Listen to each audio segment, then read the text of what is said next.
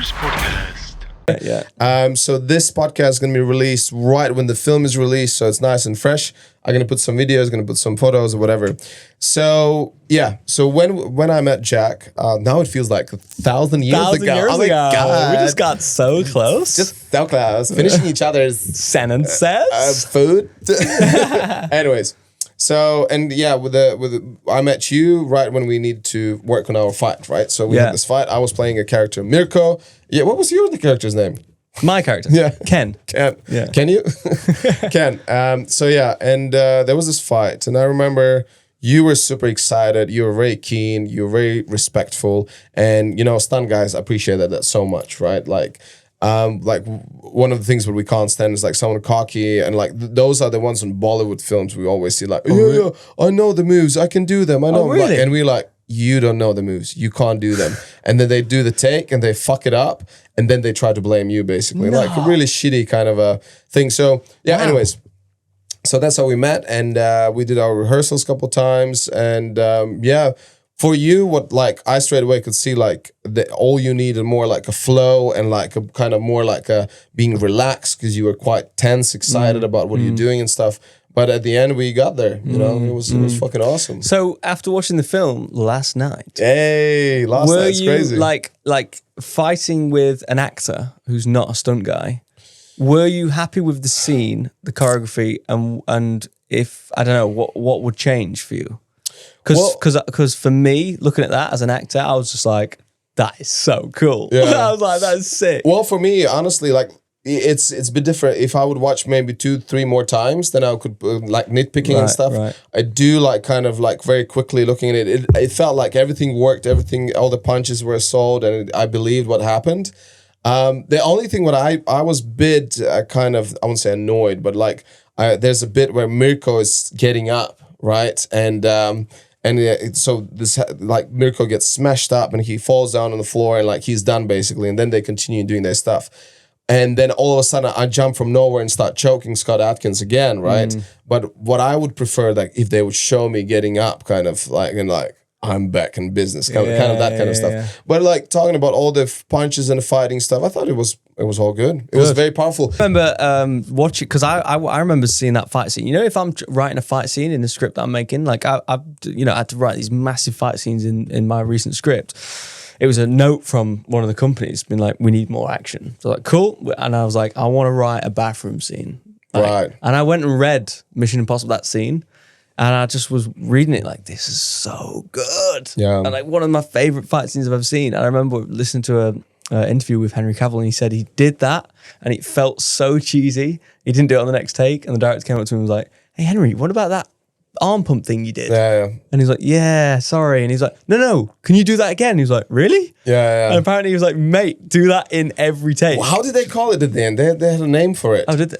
Like some kind of a gun charge or something, charging my gun, something like that. And what I love so much about that, like there's so many movies that the hero just kicks ass and like never gets hurt or never gets shot or whatever. What I love about that scene is that both of those dudes are getting their ass kicked. Up. Yeah, they have to. I love that. I can't stand it when it's just so unbelievable that no one gets hurt. I'm just like, there was 2 guys like Tom Cruise and Henry Cavill, like I like how we just sidetrack. Come on, man. Take cover. We're talking about that. Sorry, mate. Sorry, mate. I've not been out in a while. Okay, so this is me, what I thought about our fight. What about you? Well, was that your first ever like a proper fight? Yeah. I've done like bits and bobs. Like I've done in one shot, I did a lot of gun training. Yeah. I've done like scuba diving in the last breath, got my advanced scuba diving ticket. Oh, nice. So like done some stunts and like done some running and whatever, and like a few fights things, but that was the biggest main fight thing I've ever done, like proper choreographed and properly staged and stuff with stunties. And I was like, this is a big deal for me. Yeah. Because one, like actors are just like, cool, that's on the show reel. You can show other directors, and like when you go in for other action stuff, you can be like, the main thing they ask for is like, can we see his stunt reel? Yeah. I literally just like missed out on a job by like that much. Because you didn't have one. Fuck. No, not even that. Like it literally had I had the thumbs up from the director. Right. The director was like, he's got my vote. It was the producers that like went a different way. And missed because why? What was the reason? They just went, producers wanted someone else. Different. Okay. Like I sent in my reel from One Shot. It was all gun stuff, and it's like they always ask for that. So now I've got One Shot and Take Cover. Oh, so you think like now since you're gonna get that, you're gonna have more chance? Yeah, because they always ask for it. They always ask to see it. So looking at that, so it's a big deal for actors because we're just like we're not used to doing stunts. Like we're not used. So if someone says you get to do the stunt, we're like, yes. But like, I will tell you honestly, like what you need to do, 100%. I'm good mate of yours from now on, you know, and even before that. But what you would just do, like how to dodge, how to wave, how to make the natural punches and all that stuff. 100% that would really help you. And then there are some actors who really focus on doing martial arts and they say, well, I'm like really good in kickboxing, but it's very different from screen fighting. So if you need to do both. Right. You need to do both. Like if you want, like if you see yourself in the future as an action actor, 100% do boxing, do kickboxing as well, which allows you to understand like main concepts of kicking. But then you need to do screen fighting. And all you need to do, give me a shout. I will hook you up with, if I can't do it, I'll hook you up with other stunties who would be more than happy. There's so many. London is amazing, especially East London Gymnastics, where I trained for years. And there are always some new stunties coming in, doing some training and whatever, and they can do stuff with you. It's on. That's super important. That is, I'm well into it. I've just literally like emailed a boxing place in Billericay local because I want to start doing that sort of 100%. Stuff because after Take Cover I was like, oh my god, I got to start doing some more stuff because this is epic. So man, like for me, I don't know the intricacies of the staging of it. Like even Scott was like talking deeply about what sells and what doesn't, and what's a good action film and what's not. Like I said one and he said shit. Like I love the Bourne Ultimatum and then, dude, series. there's some little tricks are insane. They're so simple. And if like you work with just even just like the simple concept when you punch to a stomach, there's a punch of like a hook to a stomach, right? What they call it, the body punch, right? All you need to do to sell it is to make a nice pullback. Right. So if you don't do a pullback and if it just sits in there as you would normally do, that's why it is. Like you go to a proper boxing coach or whatever, they're going to teach you how boxing works, but they're not going to teach you how screen works, right? And how to sell it. And there's these little things and it would help you so much because in the future, if there's no time to like do proper rehearsal, whatever, but you know how that works, right? So that's a huge bonus in your pocket. I know how to stage that. Yeah, because the principles are not that complex. Honestly, they're not that complex. Because like for me now, when I'm looking at the fights, and this is like again things at such amazing lesson. Lee, I forgot his last name now. He's no, not Lee Charles. Not Lee Charles. Know Lee Charles. There's a Lee guy. He's a Scottish guy who lives in the States for years, like crazy martial arts, whatever. He was a fight assistant on Vikings. So I was a season 5, I think it was. And we did this little fight with other stunty, Harvey. Shout out, man. Like we did the Gladiator together, amazing stunt performer. And we basically did this fight and I thought I'm going to film it for like, for real, whatever. I can use it as well because we had quite a lot of time. We full in costumes fighting. I put this fight together and it was like, I thought it was good. Harvey thought it was good. Other stunties thought it was good. Then Lee comes over. He's like, I don't believe that you want to kill him. I don't believe that he wants to kill you. I believe you have a good choreo. I believe that you can sell the punches. But you're not killing each other.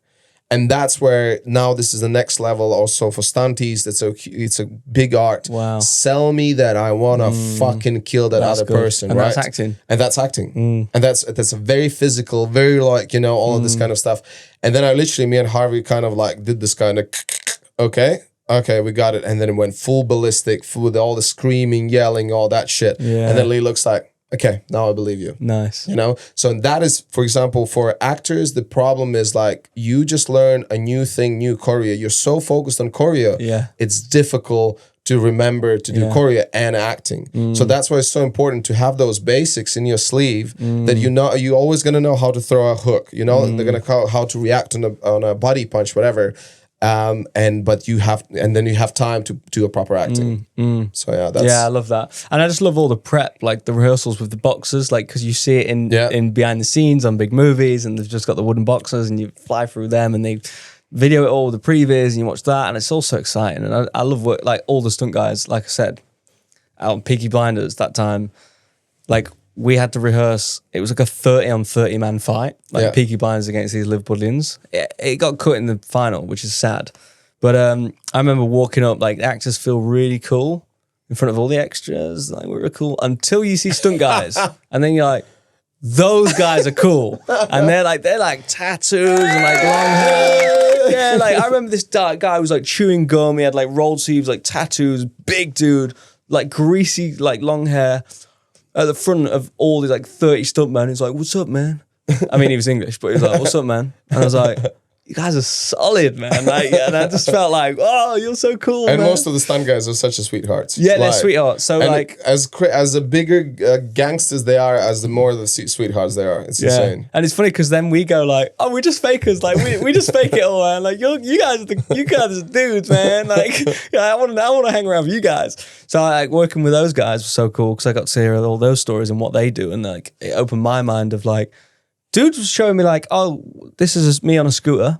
And then like a Land Rover comes and just like sideswipes it. He rolls over the Land Rover and he's like, and I'm like, "You actually just did that?" And he's like, "Yeah." And I was like, "I didn't know how you filmed that." And he's like, "Yeah, no, we literally just fucking do actual crashes." And I'm like, "You guys are nuts." And like show me props to the people who dedicate their lives to, and they're amazing performers. And you're like, "Oh well, yeah, most of the stuff I did myself." It's fuck off. I mean, when we get an opportunity, when it's safe, when Nick goes, "I'm going to give you a fight scene," it's exciting because we're like, amazing, we get to do it. But amazing podcast that I listened to with Martin Crompton, a guy in Line of Duty, and it's just changed my whole mindset on this. Yeah, because actors get all that and they think, "I'm special. Yeah, I'm somebody." They are bowing down to me. And it's like, no, dude. They're doing it so you can be back on set, back in the scene, on time. So we finish the day and the producer's on biting down the director's neck. Budget, we're on time. Like if I've been on set with actors that seriously need the help to get on set. If you didn't force them, they would be late, they would be asleep, like addicts, mess heads. I've been on set with those people.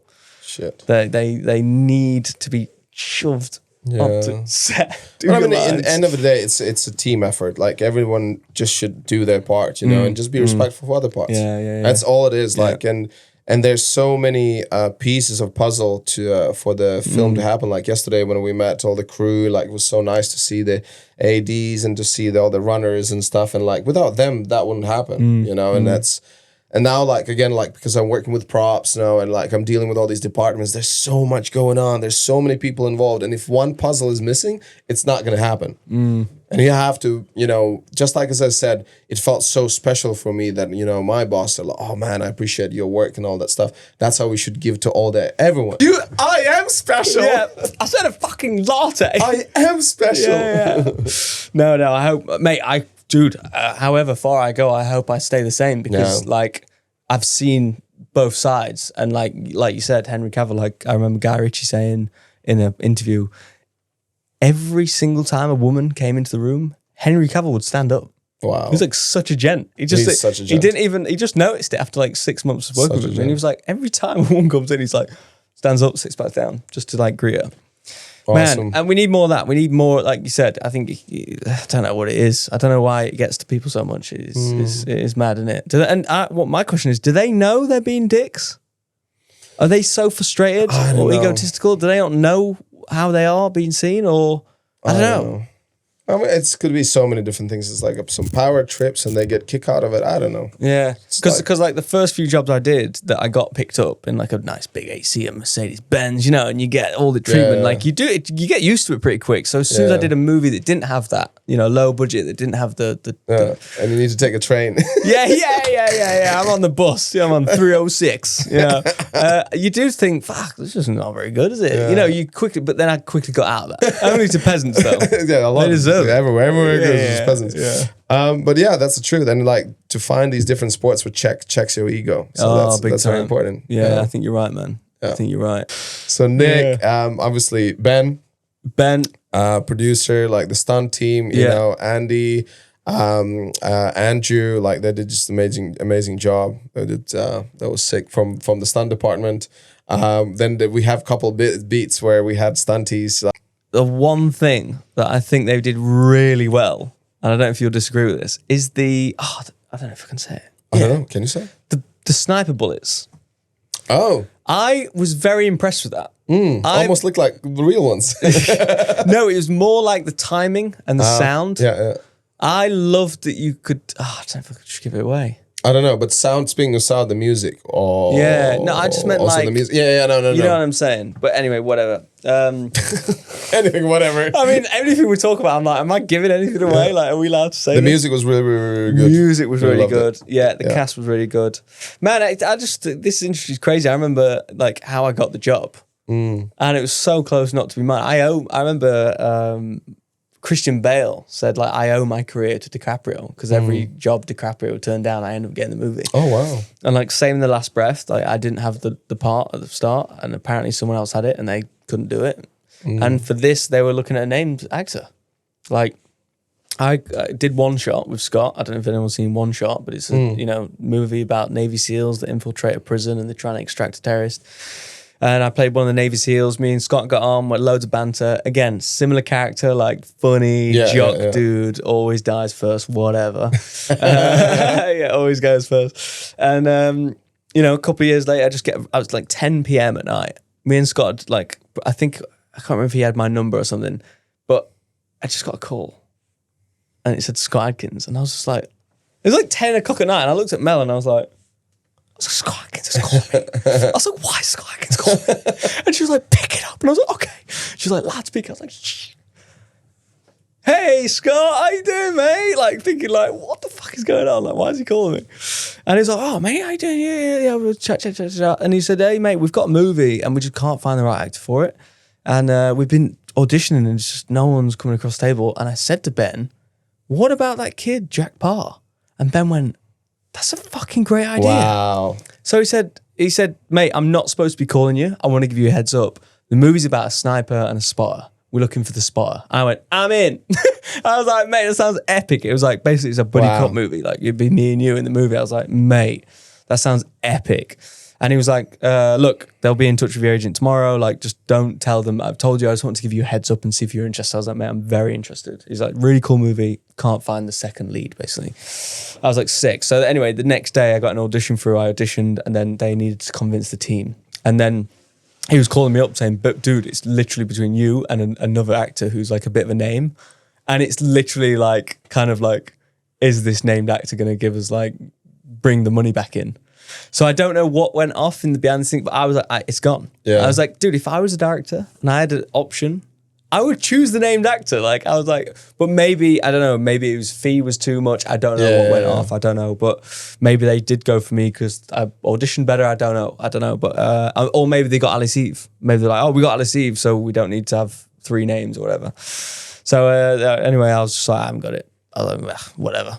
Yeah, because they got Mirko and Alice Eve and you. Exactly. So, and then I got a call just like, oh, you got the job. And I was like, no way. Dude. I was like, that's amazing. And so, everyone tries to get in with the director and sometimes the producers. But then that was a massive lesson. Like, hey, the lead actor, with a name also has a say in these things. Like, I didn't realize how much Scott had a say. Like, he suggests people and people go, okay, yeah, it's a good idea. I did a good job. Yeah, awesome. Renarspodcast.